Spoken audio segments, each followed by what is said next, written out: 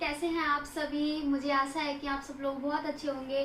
तो फ्रेंड, आज मैं आपको पढ़ाने जा रही हूँ क्लास 12th का पहला चैप्टर फिजिक्स का। ठीक है, फिजिक्स में चैप्टर है हमारा इलेक्ट्रिक चार्ज एंड फील्ड। मैं ललिता, स्वागत है आप सभी का आपके अपने चैनल वर्चुअल स्टडी पॉइंट में। देखिए फ्रेंड, फिजिक्स आज स्टार्ट करने जा रहे हैं। फिजिक्स बहुत ही इंटरेस्टिंग चैप्टर है, तो आज से आप अपना समय रख लीजिए t=0। अरे मैंने स्टार्टिंग में ही क्या बोल दिया, t=0। आपको क्या करना है, यहाँ पर फिजिक्स वाला t=0 नहीं रखना है, आपको अपना समय रखना है। आज से स्टार्ट करना है t=0, मतलब 0 से समय स्टार्ट करना है। तो फ्रेंड, अगर आपने मेरे चैनल को अभी तक सब्सक्राइब नहीं किया है तो जल्दी से सब्सक्राइब कर दीजिए और साथ ही बेल आइकन को प्रेस कीजिए ताकि आने वाला कोई भी नोटिफिकेशन आपसे छूट ना पाए। तो देखिए, आज हम फिजिक्स स्टार्ट करेंगे electro statics.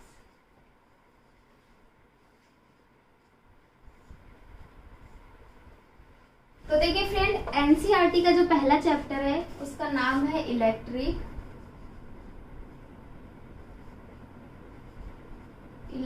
Charge and field. ये हमें पढ़ना है। तो फ्रेंड देखिए, ये जो हमारा चैप्टर है इलेक्ट्रिक चार्ज एंड फील्ड, ये क्या होता है आपके जेई नीट, ठीक है, हर चीज के एग्जाम में क्या होता है, ये वाला चैप्टर इससे रिलेटेड क्वेश्चन पूछे जाते हैं। तो अगर आप जेई की तैयारी कर रहे हैं, नीट की तैयारी कर रहे हैं, ठीक है, किसी चीज की तैयारी कर रहे हैं, तो उसके माध्यम से आप ये वीडियो देख सकते हैं। तो आप देखिए, आज हम पढ़ेंगे सिर्फ चार्ज के बारे में। फील्ड तक तो पहुंचते पहुंचते पता नहीं कितना टाइम लग जाएगा, है ना। तो सबसे पहले हम पढ़ते हैं चार्ज की, चार्ज क्या होता है। यहाँ पर हमसे ये, अब इसमें जो फिजिक्स की ब्रांच होती है, बहुत बड़ी फिजिक्स की ब्रांच होती है जिसे हम बोलते हैं मैग्नेटिज्म, इलेक्ट्रोमैग्नेटिज्म।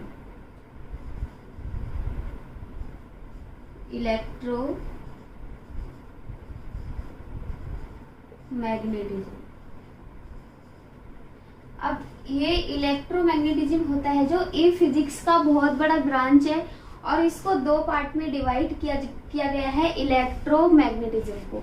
देखिए, इसका जो फर्स्ट पार्ट है इसे हम बोलेंगे इलेक्ट्रोस्टैटिक्स।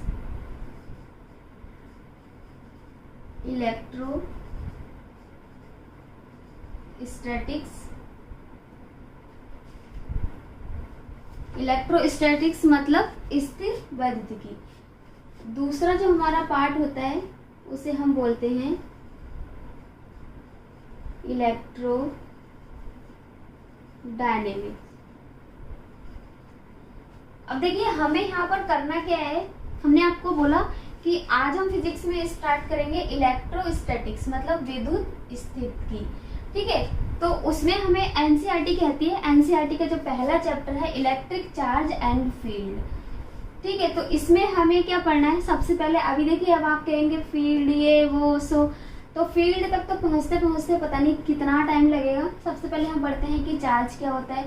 तो देखिए, इसमें क्या होता है, फिजिक्स की एक बहुत बड़ी ब्रांच है, उसका नाम क्या है, इलेक्ट्रोमैग्नेटिज्म। इसको दो भाग में डिवाइड किया गया है, इलेक्ट्रोस्टैटिक्स एंड इलेक्ट्रोमैग्नेटिज्म। अब हमें क्या करना है, इलेक्ट्रोस्टैटिक्स पढ़ना है। आज का जो हमारा टॉपिक है इलेक्ट्रोस्टैटिक्स, इसमें हमें क्या पढ़ना है, चार्ज के बारे में। चार्ज क्या है, चार्ज की प्रॉपर्टी क्या है। सबसे पहले हम इसमें पढ़ेंगे, हमें जो चार्ज ऑफ रेस्ट, इसमें क्या करना है, हमें चार्ज को रेस्ट कराना है। स्टार्टिंग के दो चैप्टर चार्ज को हमें रेस्ट कराना है। उसको, जैसे ये मार्कर है, ये चार्ज है, हमें इसको रेस्ट कराना है। हमें इधर से इधर से इधर से इधर से खिसकाना नहीं है, एक जगह पर रेस्ट कराना है, फुली रेस्ट हम इसे कराएंगे। इसकी प्रॉपर्टीज के बारे में पढ़ेंगे, सब कुछ अच्छे से पढ़ेंगे। उसके बाद में हमारा आता है मोशन, पढ़ते हैं चार्ज मोशन, ठीक हो गया। मतलब इसमें क्या करना है, हमें जो ये है इलेक्ट्रोस्टैटिक्स, इसमें क्या करना है, हमें चार्ज को रेस्ट कराना है और इसमें क्या करना है, चार्ज को मोशन कराना है, चार्ज को इधर उधर घुमाना है। इसमें हम पढ़ते हैं इलेक्ट्रिक करंट,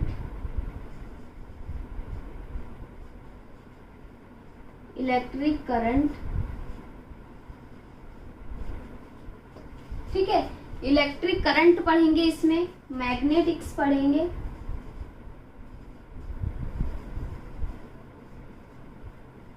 मैग्नेटिक्स पढ़ेंगे, मैग्नेटिक्स पढ़ेंगे हम इसमें,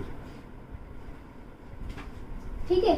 मैग्नेटिक्स, इलेक्ट्रोमैग्नेटिक्स, इंडक्शन पढ़ेंगे, अल्टरनेटिव करंट पढ़ेंगे। ये सब क्या पढ़ना है हमें इलेक्ट्रोडायनेमिक्स वाले पार्ट में। इसमें क्या करना है, हमें चार्ज को सिर्फ रेस्ट कराना है। सॉरी, यहाँ पर इलेक्ट्रो EMI होता है, AC मतलब अल्टरनेटिव करंट पढ़ेंगे। तो ये तो हमने देख लिया, ठीक है। अब हम बात करते हैं सबसे पहले चार्ज की, कि चार्ज क्या होता है। अब हम पढ़ते हैं चार्ज, इसे बोलते हैं आवेश।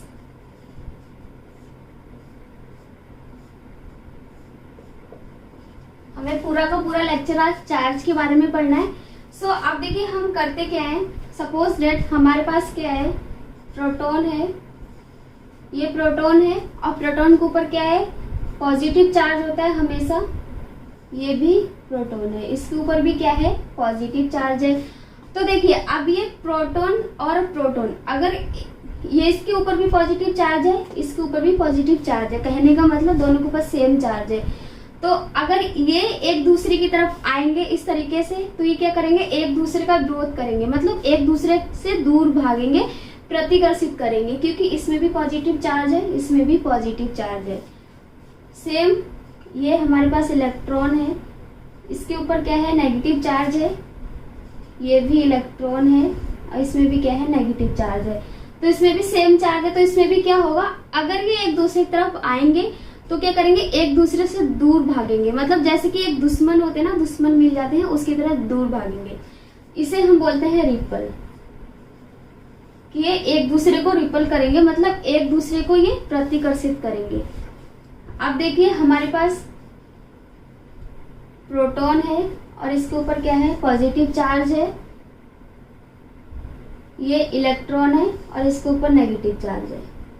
अब देखिए यहाँ पर क्या कंडीशन है, एक पॉजिटिव है, एक नेगेटिव है। तो क्या होगा, अगर ये एक दूसरे की तरफ आएंगे, ये वाला इधर और ये वाला इधर, तो मतलब क्या, एक में पॉजिटिव चार्ज है और एक में नेगेटिव है, तो दोनों क्या होंगे, एक दूसरे की तरफ अट्रैक्ट होंगे, आकर्षित होंगे ना, क्योंकि एक यहाँ पर क्या है, एक पॉजिटिव है और एक नेगेटिव है। तो इसी गुण को हम क्या बोलते हैं, कि ये क्या होता है, आवेश होता है। क्या होंगे, एक दूसरे की तरफ अट्रैक्ट होंगे, मतलब एक दूसरे को क्या करेंगे, ये आकर्षित करेंगे। अब देखिए बचपन में क्या होता था, कंघी होती थी,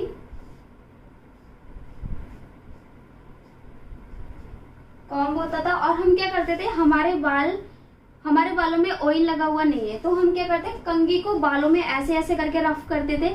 अब ये मत कहना मैम बाल खोल के दिखाइए, ऐसे ऐसे रफ करके दिखाइए। यहाँ पर क्या है, मैं आपको एग्जांपल दे रही हूँ। बालों में आप कंघी को ऐसे ऐसे रफ करोगे तो इस कंघी में क्या होगा, हीट पैदा होगी। तो उसके बाद क्या करेंगे, हम कागज के छोटे छोटे टुकड़े अगर इसके पास लेके आएंगे, तो इन जो टुकड़े होंगे, कागज के टुकड़े, इनमें अजीब सी एक हलचल होगी, क्योंकि यहाँ से इनको हीट मिलेगी, तो इनमें अजीब सी एक हलचल होगी। देखा होगा ना, बहुत बार सूखे बाल होते हैं, अगर हम उसमें ऐसे ऐसे ऐसे करके कंघी करते हैं तो चट चट चट ऐसे आवाज आती है। सेम यहाँ पर हमने वही किया, बचपन में बहुत पढ़ा है, ठीक है। तो उसके कारण क्या होता है, उसके बाद हम कागज के टुकड़े को अगर हम यहाँ लाके रखते हैं, तो कागज के टुकड़ों में अजीब तरीके से हलचल होती है, और उसके कारण क्या होती है, इसमें एक गुण पैदा होता है, और इसे हम बोलते हैं आवेश। ये होता है आवेश। तो डेफिनेशन ध्यान से समझिए, क्या बोल रहा है कि कोई वस्तु लिए किसी वस्तु को दूसरी वस्तु की ओर आकर्षित करने या फिर दूर भगाने के गुण को हम क्या बोलते हैं, आवेश बोलते हैं। यही था ना आवेश। हमने क्या बोला, हमने यहाँ पर लिया, कॉम्ब था, बालों में ऐसे ऐसे रगड़ा, उसमें हीट पैदा हुई। उसके बाद क्या किया, हमने कागज के छोटे छोटे जो टुकड़े होते हैं उसको पास लेके आए, तो कागज के टुकड़ों में अजीब सी हलचल हुई। उसके कारण क्या हुआ, यहाँ पर क्या हुआ, एक गुण पैदा हुआ, और उसे हमने बोल दिया आवेश। तो कहने का मतलब है कि किसी वस्तु के कारण क्या होता है, एक दूसरों को अपनी तरफ आकर्षित करना या फिर दूर भगाना। ऐसे गुण को हम क्या बोलते हैं, आवेश बोलते हैं। तो ये तो हमने आवेश की डेफिनेशन पढ़ ली। अब देखिए आवेश क्या होता है। ओके, तो हमने आवेश के बारे में, आवेश की डेफिनेशन पढ़ ली, कैसे आई, कहाँ से आई। ठीक है, अब हम थोड़ा सा आगे बढ़ते हैं। ये जो आवेश होता है ये 1600 BC में लगभग आया था, 1600 BC में आया था। और कहाँ से लिया गया था ये, किसके द्वारा, थेल्स ऑफ मिलेटस ग्रीस, इसके द्वारा आया था। अब यहाँ पर ये जो ग्रीस है इसे हम क्या बोलते हैं, अंबर।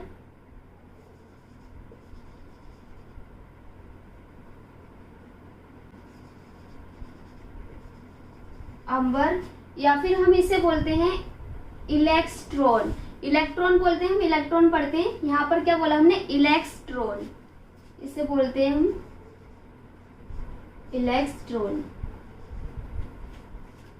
चार्ज, ये जो चैप्टर था कहाँ से आया, 600 BC में आया था, लगभग आया था 600 BC में, थेल्स ऑफ मिलेटस ग्रीस द्वारा। अब यहाँ पर ग्रीस को हमने क्या बोल दिया, अंबर या फिर इलेक्ट्रॉन। अब देखिए आवेश के बारे में थोड़ा सा और जान लेते हैं। आवेश राशि कौन सी है, आवेश को कैसे रिप्रेजेंट करते हैं। तो सबसे पहले जो चार्ज होता है, आवेश, आवेश क्या होती है, एक अदिश राशि होती है। क्योंकि आवेश की कभी तो उसको रेस्ट कराना होता है, कभी मोशन कराना होता है, तो इसलिए हम बोलते हैं कि ये क्या है, अदिश राशि है।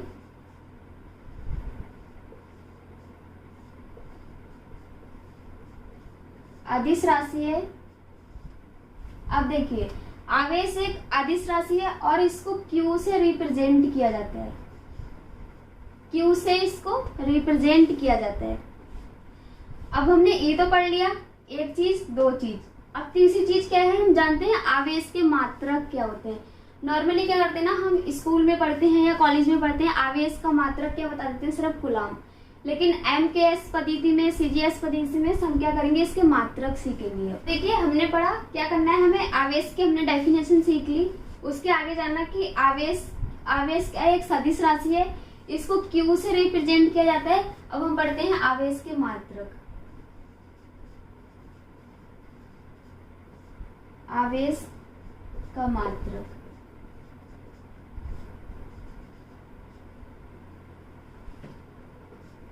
मात्रक मतलब यूनिट। बहुत याद करी होंगी 11th में और 12th में भी बहुत याद करना है ना।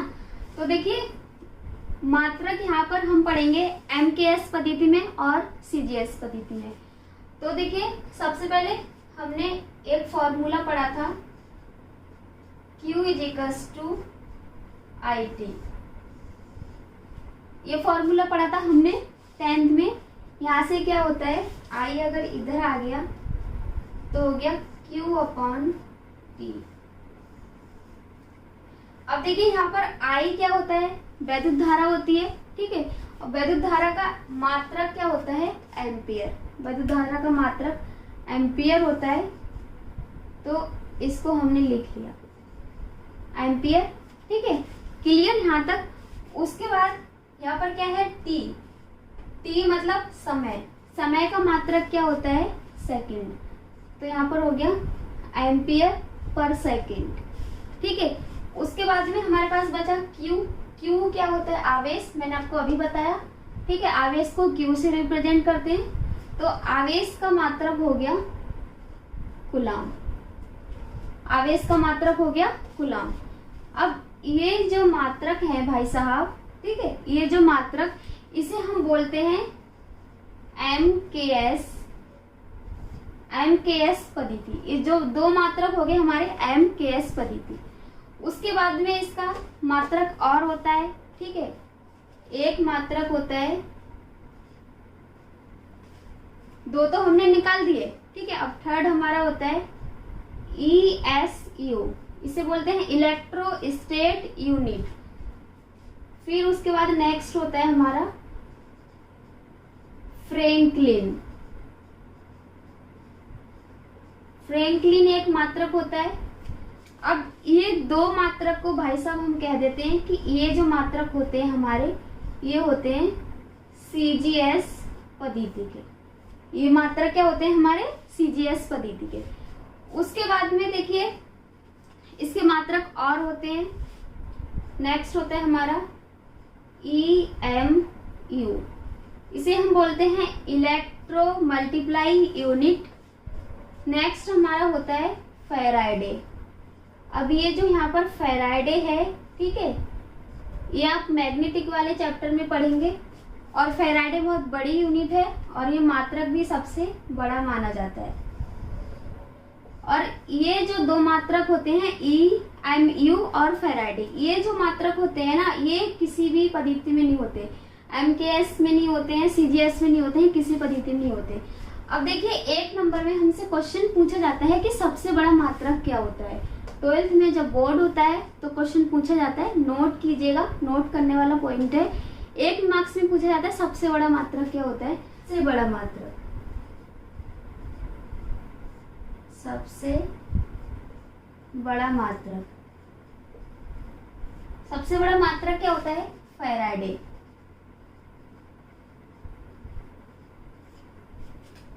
फैराडे सबसे बड़ा मात्रक होता है।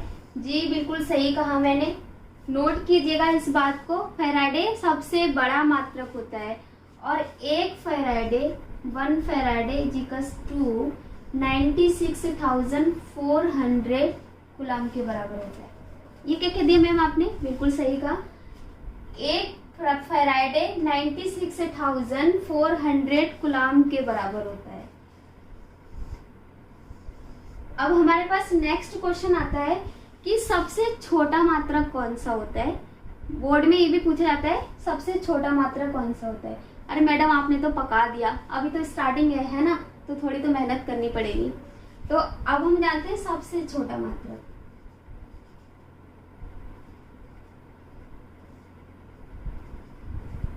सबसे छोटा मात्रक, अब देखिए सबसे छोटा मात्रक होता है हमारा ESU, इलेक्ट्रोस्टेट यूनिट।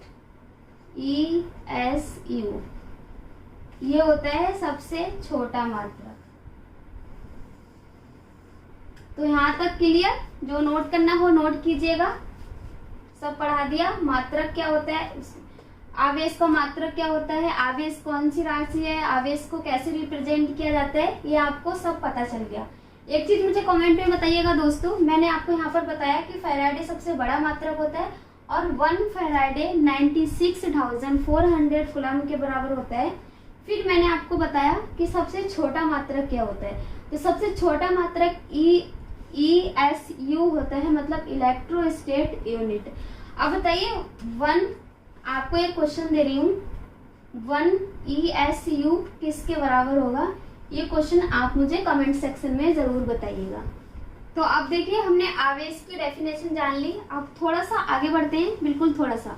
अब जानते हैं कि आवेश आता कहाँ से है। ठीक है, आवेश कहाँ से आता है। नॉर्मली क्या होता है, देखिए अगर आवेश नहीं होता तो आप जो मेरी YouTube पे वीडियो देख रहे हैं वो वीडियो नहीं देख पाते, क्योंकि आवेश नहीं होता तो आपका फोन चार्ज नहीं होता, आपका लैपटॉप चार्ज नहीं होता, तो उसके चलते क्या होता, आप मेरी वीडियो नहीं देख पाते। तो इसलिए अब हम पढ़ते हैं कि आवेश आता कैसे है। आवेश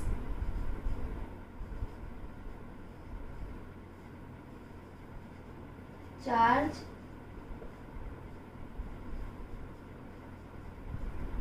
आता कैसे है।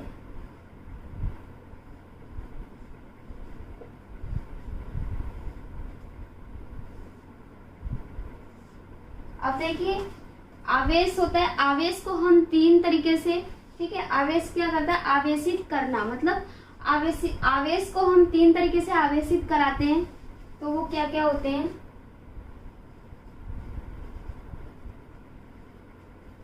आवेशित करना, इसको हम 3 तरीके से आवेशित कराते हैं। ठीक है, उसमें से जो हमारा पहला होता है वो होता है घर्षण। ठीक है, घर्षण मेथड द्वारा, या जिसे हम बोलेंगे फ्रिक्शन द्वारा, वो होता है घर्षण द्वारा, इसे हम बोलते हैं फ्रिक्शन मेथड। अब जो दूसरा होता है हमारा, उसे हम आवेशित कराते हैं चालन द्वारा।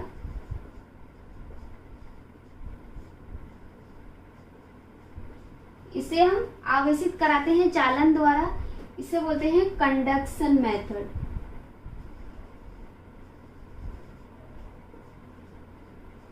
Conduction method. और जो हमारे लास्ट होते हैं भाई साहब, जिसे हम आवेशित कराते हैं, उसे हम बोलते हैं प्रेरण द्वारा। प्रेरण द्वारा, प्रेरण द्वारा मतलब इसे बोलते हैं इंडक्शन मेथड।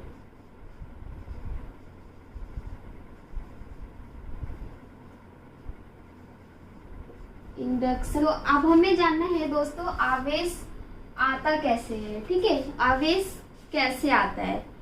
तो देखिए, आवेशित करना मतलब हम क्या करते हैं, इसको तीन तरीके से आवेशित करा सकते हैं। तीन तरीके से चार्ज ला सकते हैं, घर्षण द्वारा, फ्रिक्शन द्वारा, ठीक है, चालन द्वारा, इसे बोलते हैं कंडक्शन मेथड, प्रेरण द्वारा, इसे बोलते हैं इंडक्शन मेथड।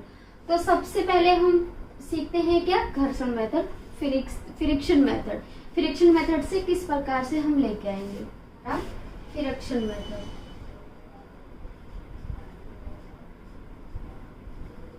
फ्रिक्शन मेथड,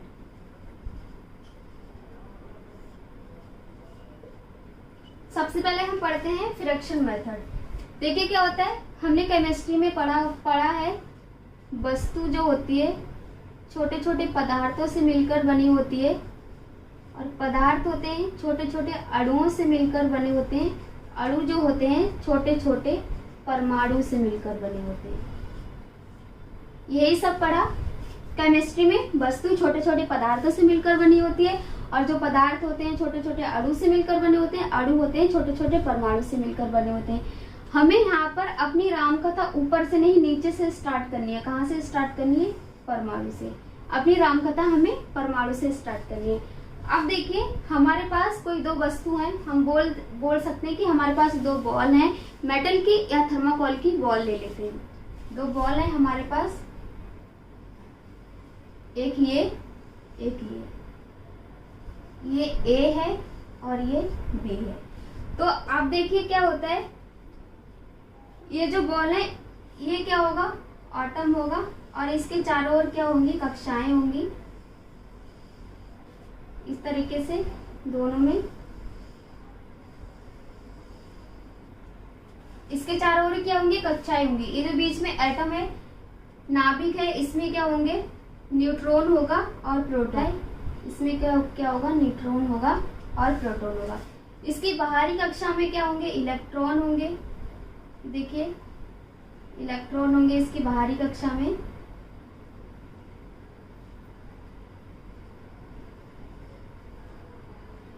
दोनों तरफ इलेक्ट्रॉन होंगे। दो वस्तु हैं तो दोनों वस्तु में इलेक्ट्रॉन होंगे, है ना।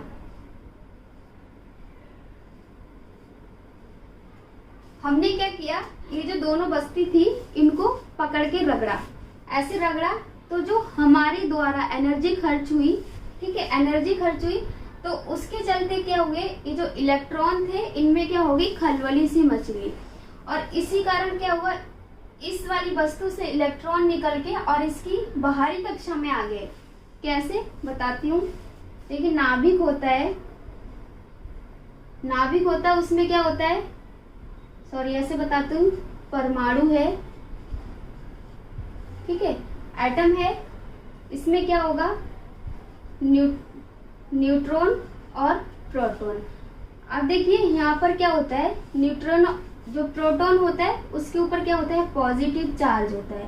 प्रोटॉन हमेशा पॉजिटिव चार्ज देता है, और ये क्या होता है, जो न्यूट्रॉन होता है ये क्या होता है, उदासीन होता है, इस पे कोई चार्ज नहीं होता है, हम कह सकते हैं नो चार्ज।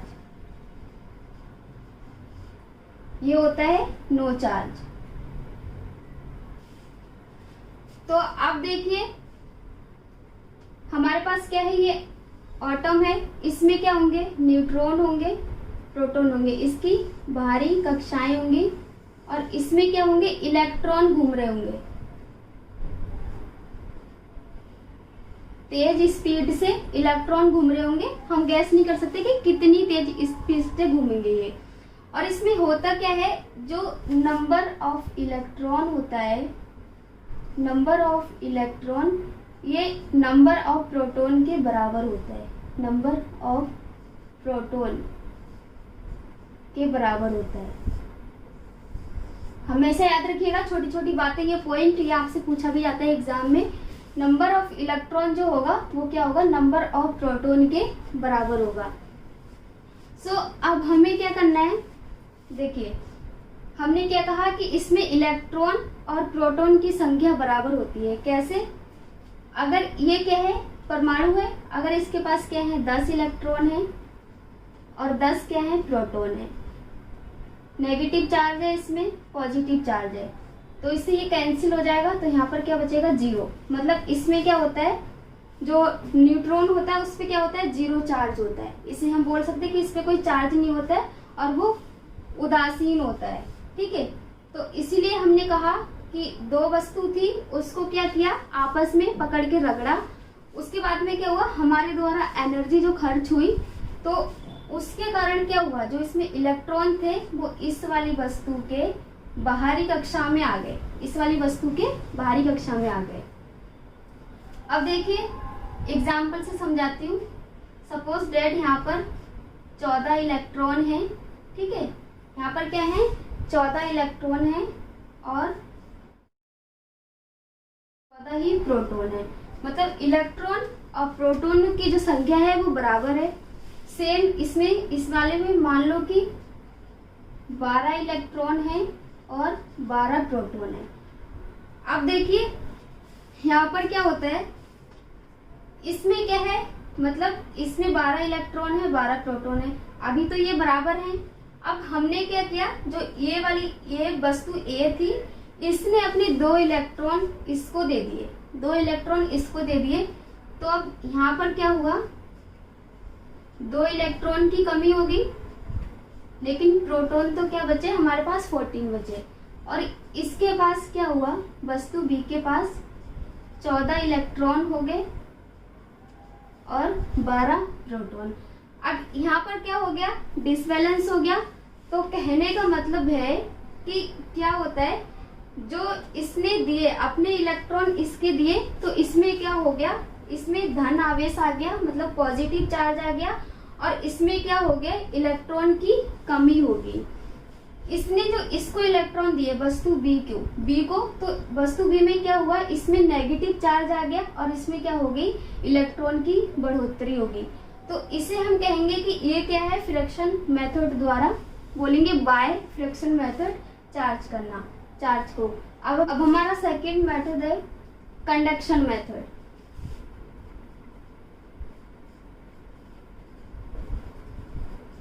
कंडक्शन मेथड,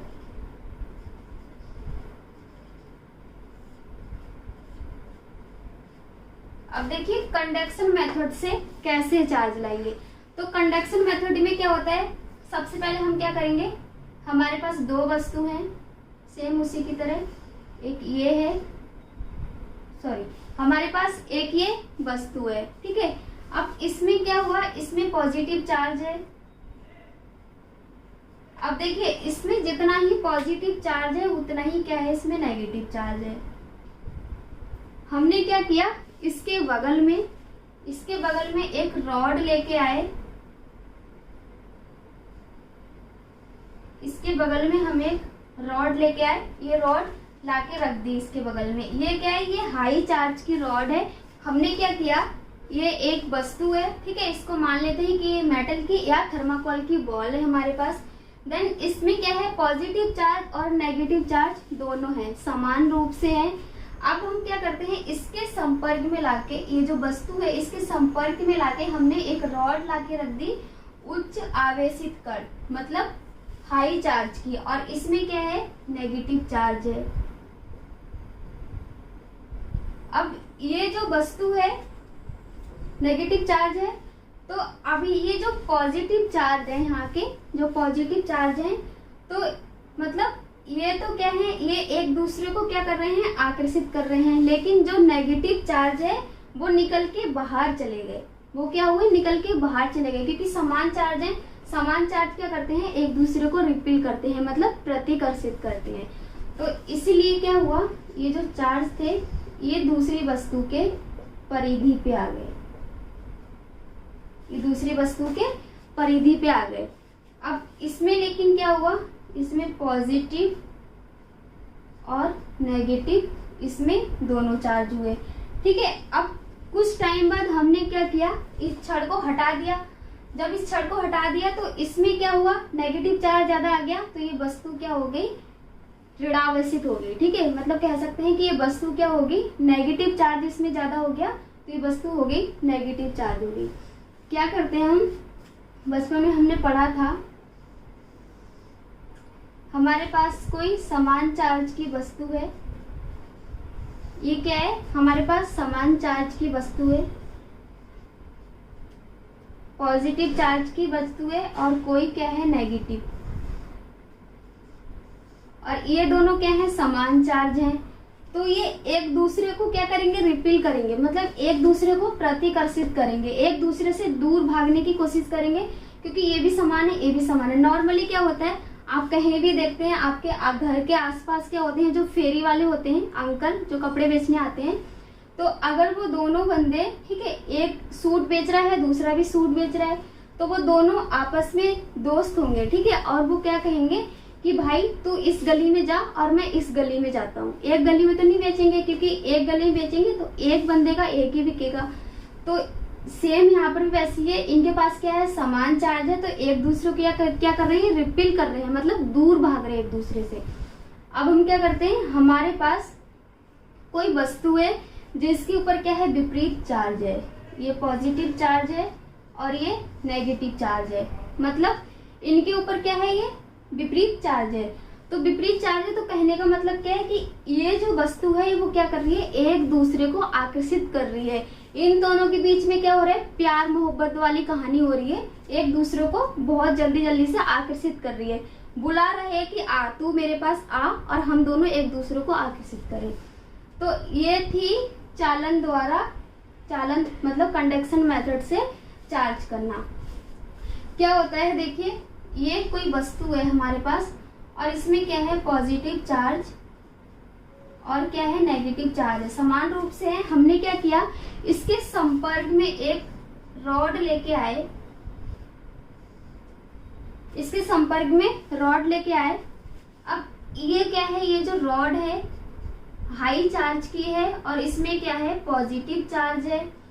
अब वो जो पॉजिटिव चार्ज है, तो इस जो वस्तु के अंदर पॉजिटिव चार्ज होगा, ये क्या होंगे, ये छटक के बाहर निकल जाएंगे। मतलब कहने का मतलब है कि ये क्या होगा, दूसरे वस्तु के परिधि पे आ जाएंगे, इस तरीके से दूसरी वस्तु के परिधि पे आ जाएंगे। लेकिन क्या होगा, इसके जो अंदर का चार्ज होगा वो क्या हो जाएगा, थोड़ा सा डिसबैलेंस हो जाएगा। ठीक है, तो कहने का मतलब है, एक चीज याद रखना कि जिस तरीके की हम रॉड लेके आएंगे, अगर इसके संपर्क में लाके हम नेगेटिव चार्ज रखेंगे तो वस्तु क्या हो जाएगी, ऋणावेशित हो जाएगी। अगर पॉजिटिव चार्ज रखेंगे तो वस्तु धनावेशित हो जाएगी। कहने का मतलब है कि हम जिस प्रकार का चार्ज रखेंगे वस्तु उसी प्रकार की हो जाएगी। हमने यहाँ पर नेगेटिव रखा तो ये वस्तु नेगेटिव होगी, हम यहाँ पर पॉजिटिव चार्ज रखेंगे तो वस्तु पॉजिटिव चार्ज हो जाएगी। तो ये थी कंडक्शन मेथड द्वारा। क्या अब इसका जो थर्ड मेथड है वो है बाय इंडक्शन द्वारा, प्रेरण द्वारा हम आवेश कैसे लेके आएंगे। तो जो हमारा थर्ड है इंडक्शन मेथड,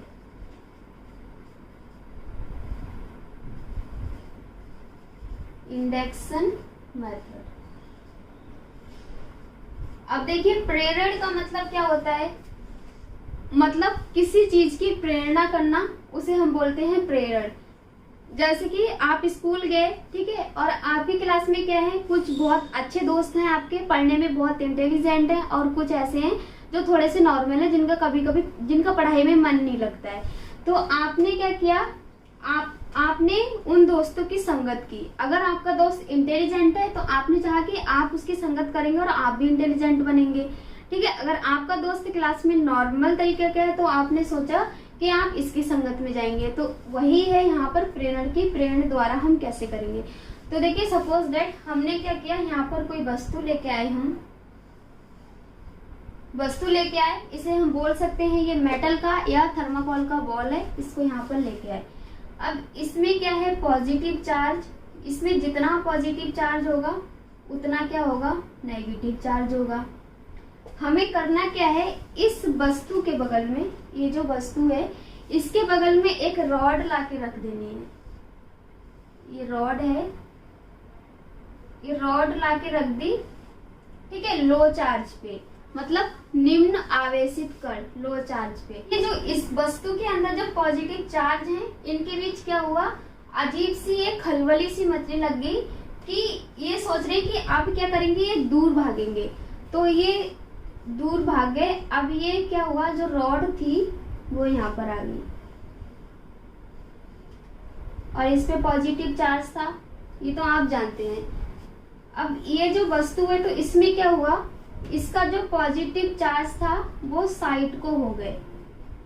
मतलब कहने का मतलब उन्होंने बोला कि ये पॉजिटिव चार्ज है, अब जल्दी से दूर भागो, अरे मेरा दुश्मन आ रहा है, दूर भागो, ठीक है, ये किया। और जो नेगेटिव चार्ज था वो इसके पास आने लग गए, जो पॉजिटिव चार्ज था वो दूर हट गए, ठीक है, और जो नेगेटिव था वो इसके पास आने लग गए, वो चिपकने की कोशिश करने लग गए, ठीक है। इन दोनों के बीच में क्या हुआ, प्यार मोहब्बत वाला सीन हो गया, बेस्टी वाला सीन हो गया और एक दूसरे के पास आके चिपकने लग गए। अब देखिए हमने क्या किया, जो हमारा ये वाला पार्ट था इसको हमने अर्थ से कनेक्ट कर दिया, इस तरीके से हमने अर्थ से कनेक्ट कर दिया, इसको अर्थ से कनेक्ट हो गया। अब यहाँ पर क्या होता है, इसका जो पोटेंशियल होता है, ठीक है, पोटेंशियल होता है, पोटेंशियल इसका 0 होता है, मतलब विभव इसका 0 होता है। अभी आप आगे पढ़ेंगे कैसे 0 होता है वो भी आपको पता चलेगा। लेकिन इसकी जो धारिता होती है, मतलब इसकी जो कैपेसिटी होती है, धारिता या इसे हम बोलते हैं कैपेसिटी,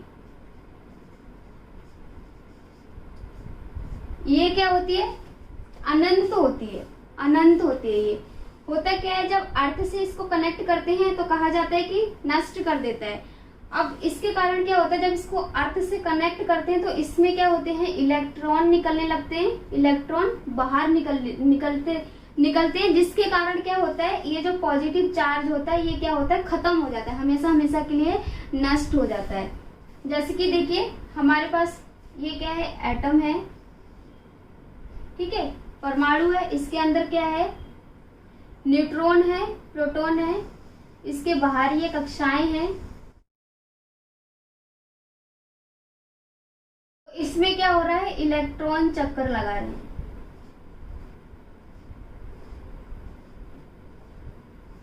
अब यहां से क्या हो गया, इलेक्ट्रॉन बाहर निकल गए, ठीक है।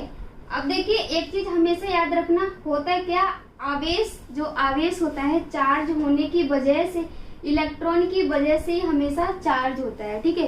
जो चार्ज होने की वजह से आप कह सकते हैं कि चार्ज होने की वजह क्या होता है, इलेक्ट्रॉन होता है। इलेक्ट्रॉन है तभी आवेश है, इलेक्ट्रॉन नहीं होगा तो आवेश नहीं होगा।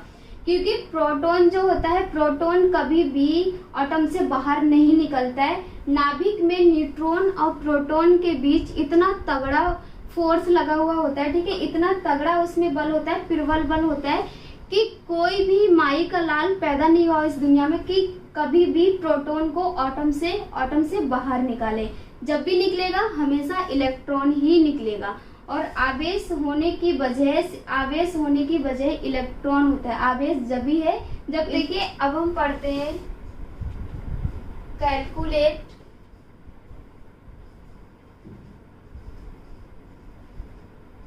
Calculate of charge.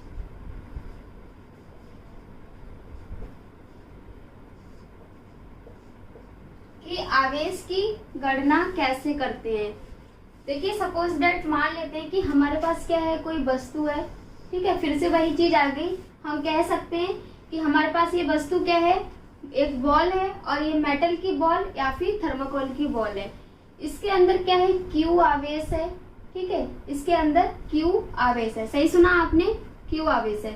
तो इसमें क्या है, इसकी समान अवस्था से, मतलब इसमें क्या होगा, इलेक्ट्रॉन और प्रोटॉन की संख्या अगर बराबर होगी तो यहाँ पर क्या होता है, इसकी समान अवस्था से एक इलेक्ट्रॉन कम या ज्यादा हो जाए।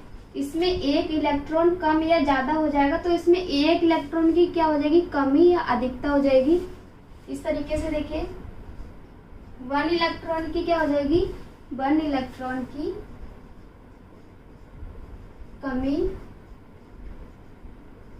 या फिर अधिकता हो जाएगी।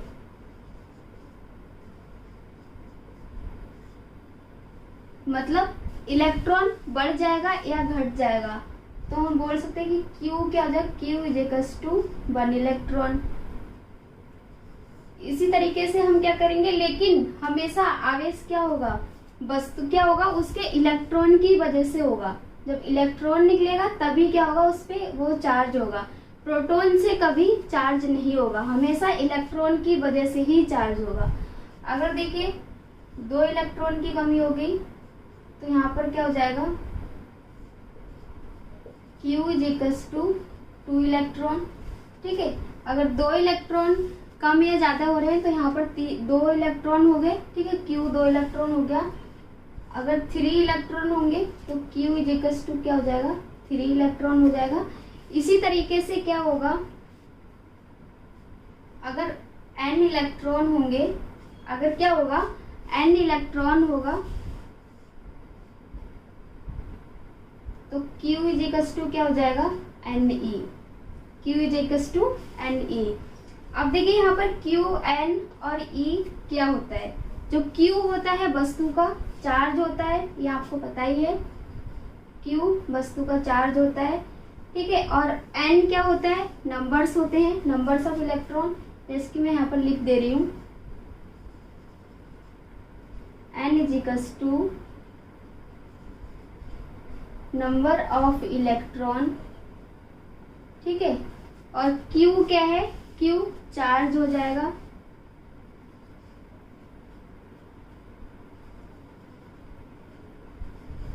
चार्ज, इसे हम कहेंगे वस्तु पे आवेश की, वस्तु पे आवेश कितना है, ठीक है। और जो E होता है इलेक्ट्रॉन, E की वैल्यू यहाँ पर क्या होती है, 1.6 इंटू 10⁻⁻19 कूलम।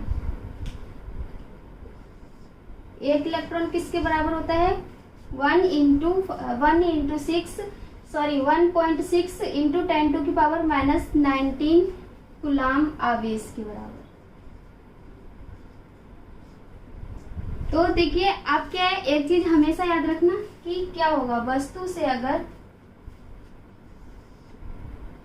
हमेशा जब इलेक्ट्रॉन निकलेगा, इलेक्ट्रॉन जब निकलेगा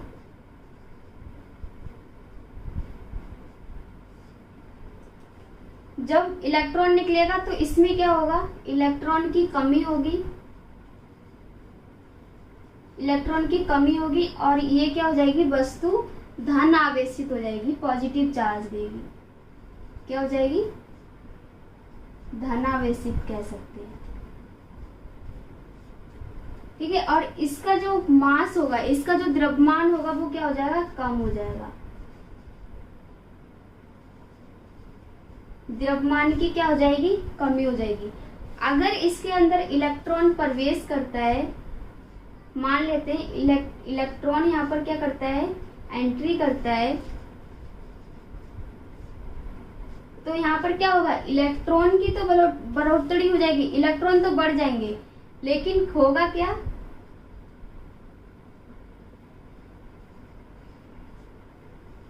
इलेक्ट्रॉन बढ़ जाएंगे, ठीक है, और इस पे नेगेटिव चार्ज आएगा।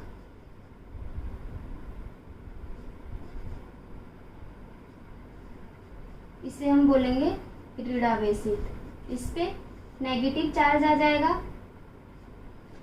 ठीक है, और इसका जो द्रव्यमान होगा वो क्या हो जाएगा, बढ़ जाएगा, द्रव्यमान बढ़ेगा। ये चीज हमेशा याद रखना। तो अब देखिए मास ऑफ इलेक्ट्रॉन क्या होगा, मास ऑफ इलेक्ट्रॉन छोटा सा पार्ट होता है, मास ऑफ इलेक्ट्रॉन ये क्या होता है, बहुत छोटा होता है, छोटा सा द्रव्यमान होता है ये, ठीक है।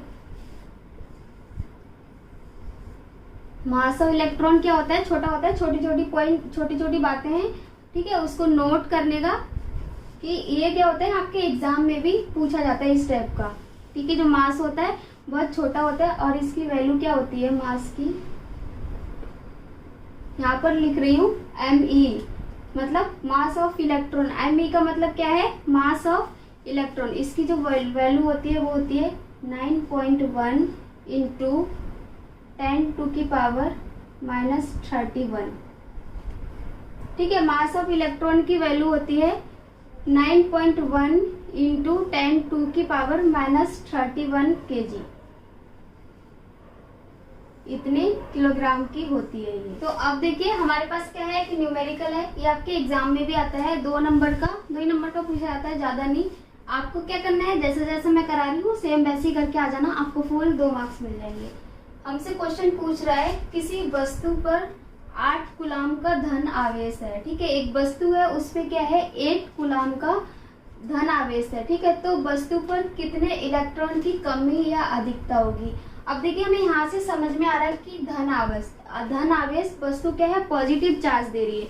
तो मतलब सिंपल सी बात है, इसने अपने इलेक्ट्रॉन किसी को दिए हैं, दूसरी वस्तु को दिए हैं, तो इसमें क्या होगा, इलेक्ट्रॉन में क्या होगी, कमी होगी। सॉल्यूशन करते हैं इसका। अब देखिए Q हमें दिया है, Q क्या है 8 कूलाम, Q हमारे पास क्या है 8 कूलाम, ठीक है। 8 कूलाम आवेश है ये। Q को क्या बोलते हैं, चार्ज तो बोलते हैं ना, आवेश बोलते हैं। अब देखिए इस मतलब क्वेश्चन हमसे कह रहा है कि 8 कूलाम का धन आवेश, कहने का मतलब है कि वस्तु क्या है, ये पॉजिटिव चार्ज है, तो इसने अपने इलेक्ट्रॉन किसी को दिए होंगे, तो इसमें क्या होगा, वस्तु में इलेक्ट्रॉन की कमी होगी। तो हम इस तरीके से लिख लेते हैं, इसीलिए वस्तु पर इलेक्ट्रॉन की कमी होगी, इलेक्ट्रॉन की कमी होगी। अब देखिए हमारे पास एक फॉर्मूला है, ठीक है, जो कि हमने पढ़ा है Q = Ne। अब हमको यहाँ पर Q तो गिवन है, ठीक है, Q हमें दिया है 8 कूलाम, ठीक है। N हमें क्या करना है, N हमें फाइंड आउट करना है, और जो हमारी इलेक्ट्रॉन की वैल्यू होती है 1.6 इंटू 10⁻⁻19 कूलाम, ये क्या है हमारे पास इलेक्ट्रॉन की वैल्यू। हमें क्या करना है, इस फॉर्मूले में इसको फिट कर देना है।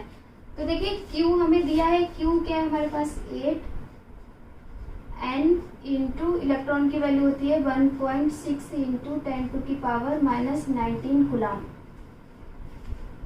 ये क्या होती है हमारे पास E की वैल्यू, मतलब इलेक्ट्रॉन की वैल्यू।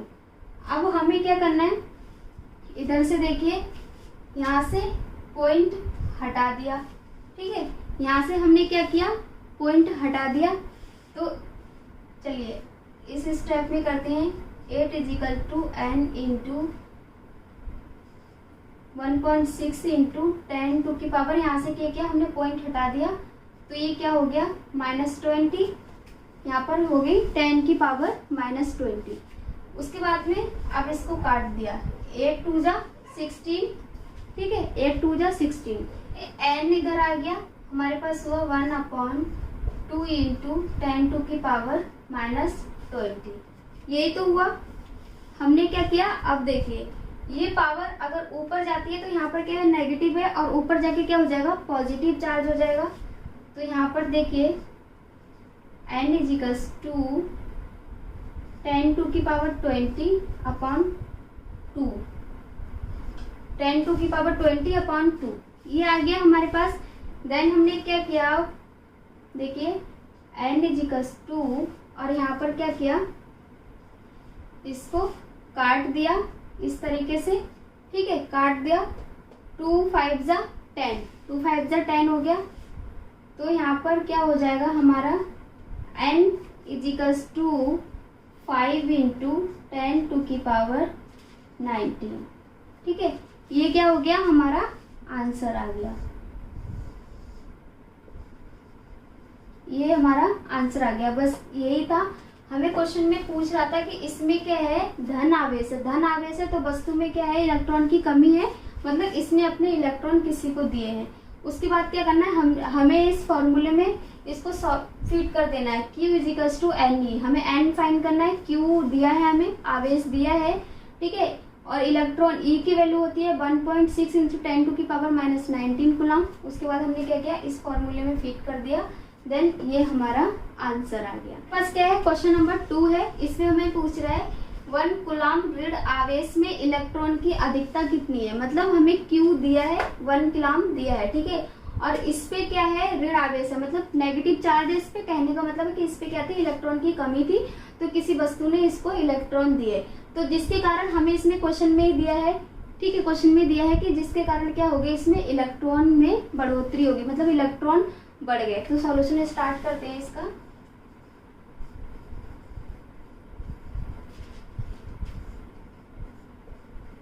सॉल्यूशन Q हमें दिया है, ठीक है, Q हमें दिया है कितना, 1 कूलम, ठीक है, 1 कूलम, यहाँ पर हमें 1 कूलम दिया है, और इसमें क्या है, इसलिए वस्तु पर इलेक्ट्रॉन की